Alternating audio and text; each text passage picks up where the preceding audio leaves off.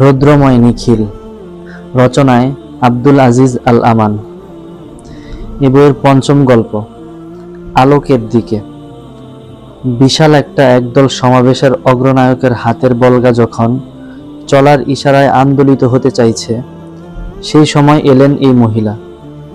মুজদালিফার বালুময় বনাঞ্চল অতিক্রম করে ভোরের হিমবসা কাকুরে বালুতে আলগোছে কোমল পায়ের দ্রুত কিছু পদচিহ্ন এঁকে খাসাম গোত্রের এই মহিলা অবশেষে এসে দাঁড়ালেন প্রস্থানোদ্যত আল কাসওয়ার সামনে। তার আবরু ঢাকা কাপড় চোপড়ের ভাঁজে ভাঁজে ছিল চকচকে লোভ, গলায় ছিল এক জরুরি জিজ্ঞাসার ব্যাকুলতা। বহুতর চঞ্চল দৃষ্টির সামনে অকস্মাৎ তিনি উন্মুক্ত হয়ে দাঁড়ালেন। শেষ প্রহরের তারা ঝিকমিক অন্ধকার মাথায় নিয়ে ফিরে পাওয়া চেতনায় চোখ রাখতেই সেই বিশাল সমাবেশের সকলে উপলব্ধি করলেন এই কদিনের ফেলে আসা দুর্লভ অতীত তাদের জীবনকে এক আশ্চর্য গরিমা দিয়েছে। জঞ্চা বিদ্যুৎ, লুসিমম, খুন জখম অন্ধকার থেকে অকস্মাৎ মরুর কুটিল জামিনে ভোরের শান্ত সমুদ্রের মতো অগাধ শান্তির আলোকিত পদসঞ্চার। নিরুপদ্রব শান্তিতে মরুর ধূলিকণারাও আজ যেন অভিজাত হয়ে উঠেছে।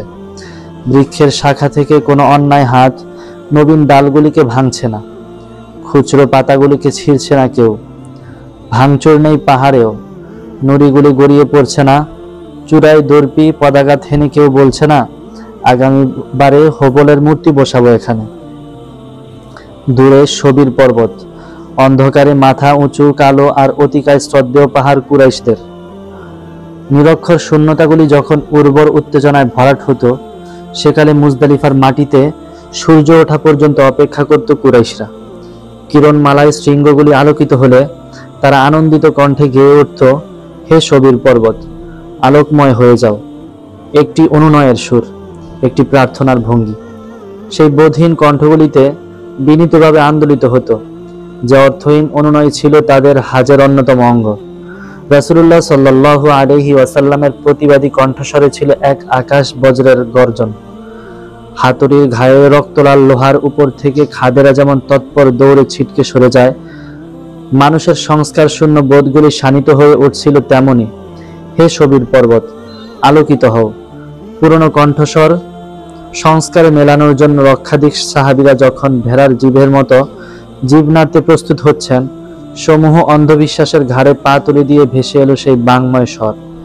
একটি পর্বত আলোকিত হওয়া না হওয়া নির্ভর করে সূর্যোদয়ের উপর, এর সঙ্গে হাজের কোনো সংযোগ নেই। তাছাড়া বেলা উঠলে পথ হাঁটতে সকলেরই কষ্ট। সুতরাং এই ভ্রান্ত প্রথাকে অন্ধকারে ফেলে রেখে সূর্যোদয়ের পূর্বেই আমরা মুজদালিফার বালুময় প্রান্ত অতিক্রম করে যাব।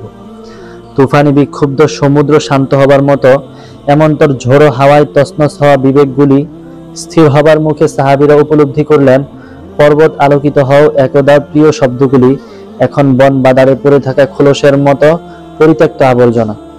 সেই পবিত্র মুখের দিকে তাকিয়ে এই প্রলাপগুলি থুতু ফেলার মতো ঝেড়ে ফেলে দিতে দিতে সাহাবীরা স্থির বিশ্বাসে মৃদু মাথা নাড়ছিলেন। এমন সময় এলেন এই মহিলাটি। এসে দাঁড়ালেন আল কাসওয়ার সন্নিকটে। প্রিয় স্ত্রী আল কাসওয়ায় সওয়ার হয়েছেন রাসূলুল্লাহ সাল্লাল্লাহু আলাইহি ওয়াসাল্লাম। তার সামনে উসামা ইবনে যায়েদ রাদিয়াল্লাহু আনহু, আর পিছনে বসিয়ে নিয়েছেন ফাজাল ইবনে আব্বাসকে। উঠতি যৌবনের ছোকরা, সৌন্দর্যে যার দেহ শ্রাবণের শ্যামল তৃণের মতো উদ্দাম, কৈশোর পার হব হব প্রাণ মাতানো সজীবতা। প্রতি লোমকূপে দৃষ্টিরা আটকে মুগ্ধ হয়। রাসূলুল্লাহ সাল্লাল্লাহু আলাইহি ওয়াসাল্লামের অত্যন্ত প্রিয় পাত্র ফাজাল ইবনে আব্বাসের দিকে তাকিয়ে মহিলার চঞ্চল চোখ দুটি নেচে দুলে উঠে স্থির হয়ে গেল। গুঞ্জনরত ভ্রমর ফুলের উপরে নিঃশব্দ, নিষ্পলক, অকম্পিত দৃষ্টিতে কি লালসার ব্যাকুলতা ছিল! একদল ক্ষুরদার চোখে স্তব্ধ কৌতূহল খেলা করছিল এতক্ষণ। সেই নিঃশব্দ জমাট দল ভেঙে ফিসফাস শুরু হলো। অনেকেই যে যার মতো কানাকানি করলেন, অনেকেই কিন্তু নির্বাক স্থির। মাথার উপর এত বড় আকাশ, কি করার আছে আমাদের? তারা অসম্ভব ব্যগ্রভাবে তাকিয়ে রইলেন সেই পবিত্র পিরহানের দিকে। খাসাম গোত্রের মহিলা আবার তাকালেন, তাকিয়েই রইলেন। ফাজাল ইবনে আব্বাসের দৃষ্টিটা বুঝি শিকার হয়ে গেল। তিনিও দেখলেন, দেখতেই থাকলেন। সমীহীন এই দৃষ্টিক্ষেপ পরস্পরকে এতগুলি পবিত্র মানুষের কাছে ক্রমান্বয়ে উলঙ্গ করে দিচ্ছে। বিশাল জনতা মারাত্মক উপস্থিতি পর্যবেক্ষণের জন্য জমাট বেঁধে এক নিঃশ্বাসের মতো নিশ্চুপ হয়ে গেলেন। বুকের শ্বাসকে যেন মুঠো করে ধরে রেখেছেন সকলে। সেই ভীষণ উত্তেজিত অবস্থাকে অবশ করে দিয়ে রাসূলুল্লাহ সাল্লাল্লাহু আলাইহি ওয়াসাল্লাম ফিরে তাকালেন। এক অবাঞ্ছিত পরিণতির সম্ভাবনা তখন সকলের বিবেককে তুমুলভাবে অস্থির করে তুলেছে। কিন্তু একটি কথাও বললেন না রাসূলুল্লাহ সাল্লাল্লাহু আলাইহি ওয়াসাল্লাম। কেবল ফিরে তাকালেন। তারপর পরিচর্যারত দুটি হাত, সেই আশ্চর্য দুটি হাত দিয়ে গভীর মমতায় ফাজালের মাথাটি অন্যদিকে ঘুরিয়ে দিলেন। কেবল পলকে রূপান্তর ঘটে গেল। লজ্জা ফিরে গেলেন সেই মহিলা, আব্রু ফিরে পেলেন তিনি, আব্রু ফিরে পেল সাহাবীদের উলঙ্গ ভাবনাগুলি। এখন তারা অনায়াসে উটের পায়ে পায়ে লালসাতুর উত্তেজনার কবর তৈরি করে এগিয়ে যেতে পারেন বিস্তর সংযমের দিকে। দেহের মধ্য থেকে এক আলোকিত আত্মার ক্রমাগত স্পন্দন পাচ্ছেন তারা।